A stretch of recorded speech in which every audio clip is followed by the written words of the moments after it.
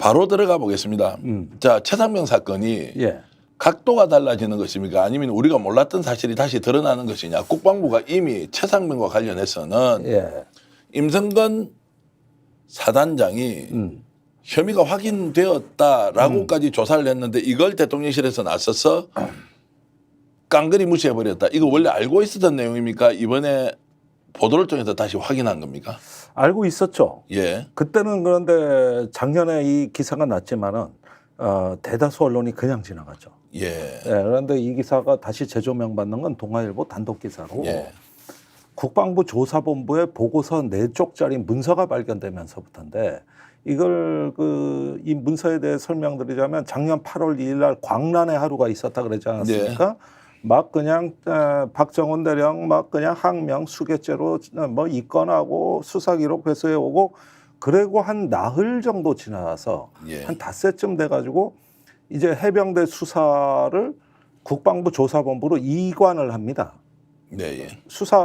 해병대 수사단은 이제 아무 권한이 없어요. 그래가지고 이제 17일경으로 자세한 날짜는 안 나왔던데 그쯤 보여지는 시기에 조사본부가 해병대 수사 내용을 검증을 해본 거예요. 그랬더니 임성근 사단장이 죄가 더 많어. 그러니까 무슨 얘기냐면 임성근 사단장이 안전조치를 소홀히 하게 한 원인 제공자라고 딱 명기를 해버려요. 네. 이래가지고 이제 오히려 해병대 수사단보다 더 세게 그 죄를 묻는 이 보고서를 작성을 합니다. 국방부가 또 발칵 뒤집어졌겠죠. 그래서 또 대책회의가 열리는데 이때 이종섭 장관, 유재은 법무관리관, 박경훈 국방조사본부 직무대리 본부장 이렇게 해가지고 또 대책회의를 열어가지고 일주일 뒤에 다시 보고서를 작성하는데 조사본부 보고서가 180도 바뀌어요. 임성근이 아예 빠지고 안전조치를 소홀히 하게 한 인과관계가 확실치가 않고 수중수색을 지시받고 들어갔는지도 추후 조사해봐야 되지 기록이 없대. 자, 그래서 이제 여기에서 중요한 지금까지 김종대 의원이 단독 보도, 특종 그리고 진실을 밝히는 여러 가지 과정에서 제가 이제 의문 가진 거 하나 좀 여쭤보겠습니다. 네. 지금까지 임성근 사단장이 왜 대통령실 쪽에 로비를 했느냐? 본인이 보직 해임되는 것을 두려워해서 네. 연금과 관련이 있기 때문에 뭔가 가벼운 또는 일상적으로 해오던 로비였다라고 우리는 얘기를 해왔는데 네. 이번에 이렇게 동아일보 단독 보도를 보니까 임성근이 최초에 본인이 어떤 일을 했는지 다 알고 있는 거예요. 네. 매우 적극적이고 공세적으로 자신이 혐의를 다 덮어쓰고 갈 것 같으니까 보직 해임 수준이 아니라 아예 이것을 원천적으로 막지 않으면 난 끝이다. 이렇게 해서 전방위로 로비를 했을 가능성이 있는 거 아니냐라는 저희 추론에 대해서는 어떻게 생각하십니까? 그러니까 중요하게 확인해봐야 될 사항이 분명히 8월 2일, 2일이 임성근이 또 휴가를 냈던 기간이거든요. 근데 최근에 언론에 해명한 거 보니까 경기도 일원에 가서 법무 조언을 받으러 갔다 이렇게 되는데 그때 행적이 안 나오는데 경기도에 왜 왔을까? 무엇 때문에? 그런데 이제 최근에 김정민 변호사가 이 윤석열 대통령의 사법연수원 동기가 육사 나왔는데 중요한 외압을 행사하는 어떤 어드바이저 역할을 했다. 제3자가 개입했다. 이런데 이 사람은 경기도에 있단 말이에요. 뭐 그 사람은 이번에 총선출마한 그 사람이지 않습니까? 예. 용인에 있거든요. 예. 그러니까 그때 누굴 만났는가가 또 다른 어떤 로비 정황으로 보여진다는 것이죠. 일일은 휴가를 낼 이유가 없어요. 자기가 법률 조언 받으러 다녔다는데 이때 행적이 사단장이 밝혀져 있지는 않습니다.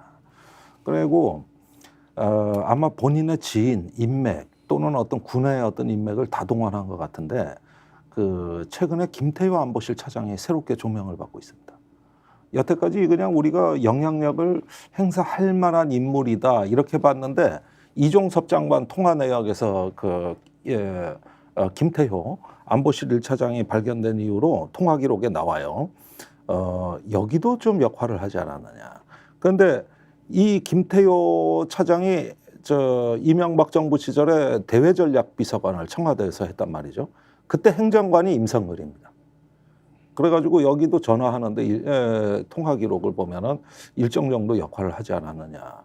또 경호처에 의외로 해병대 출신이 많아요. 경호처가 군 출신을 많이 뽑는데 그중에 해병대가 꽤 많더라고. 그래서 경호처장이 또 로비 선상에 들어가 있고 이 경호처장이 이종섭 장관하고 통화 내역이 또 나온단 말이에요. 8월 3일부터. 그러니까 다층적 로비 아니냐 이거예요.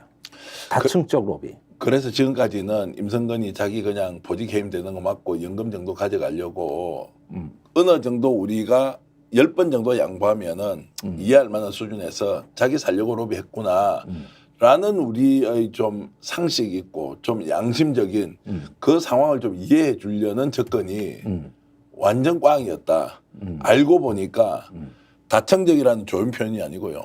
전방위로 온갖 때 아는 사람들 다 동원해가지고 예. 본인이 저지른 일을 정확하게 알고 있는 거예요. 네. 이걸 로비를 했는데 윤석열 대통령은 이런 사건 일어나면 어떻게 해서 다 사단장 목을 날리느냐고 라고 하는 매우 상식적인 수준.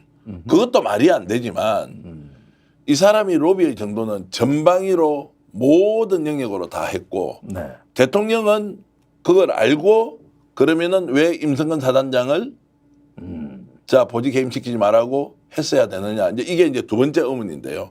첫 번째 정리하면 임성근은 전방위로 로비해서 자기가 저지른 일을 100% 알고 있었다. 그것이 어떤 결과를 가져올지 알고 총 동원한 인맥으로 로비를 했다. 이렇게 저는 이제 추론하겠습니다. 자, 두 번째 질문은 이겁니다. 대통령은 그러면 이 상황 그 시점에 빼줘라고 했을 때 누군가로부터 로비를 받았을 것이라고 우리 추론하지 않습니까? 그때 대통령은 이 사실을 실제로 임성근이 어떤 일을 그 당시에 최혜병이 순직하기 전에 이런 상황을 전혀 모르는 상태에서 빼주라고 했을까요? 아니면 알고도 빼주라고 했을까요? 그러니까 대통령실 해명은 이첩에 관해 가지고 참모들의 보고가 있어서 근데 참모들의 보고 내용을 듣고 판단했다. 여기까지는 맞을 수 있어요. 그런데 경로했다고 하는 거는 그 보고를 받자마자 경로를 했다는 거는 좀 상식적이지가 않아요.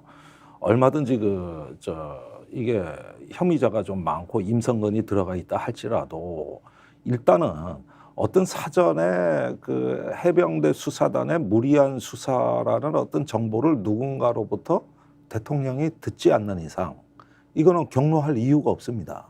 자, 군에서 수사해 보니 8명의 혐의가 있는데 사단장도 중대 과실 혐의가 있다. 이렇게 되면은 아니 수사단에서 수사를 했으니까 그게 혐의가 있는 건데 대통령은 어떻게 이게 혐의가 없다고 단정을 했을까? 거기에 대해서는 정보의 근거가 있어야 되잖아요. 사실 수사를 26년째 해봤다는 거 아닙니까? 자기는 전문가라면은.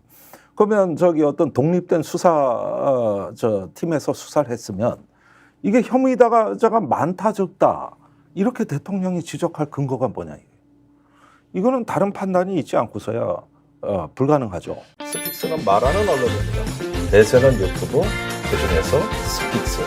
좋아요, 댓글, 구독, 알림 설정. 여러분이 저희를 사랑해 주시고 우리가 여러분을 사랑하는 4가지 방법입니다.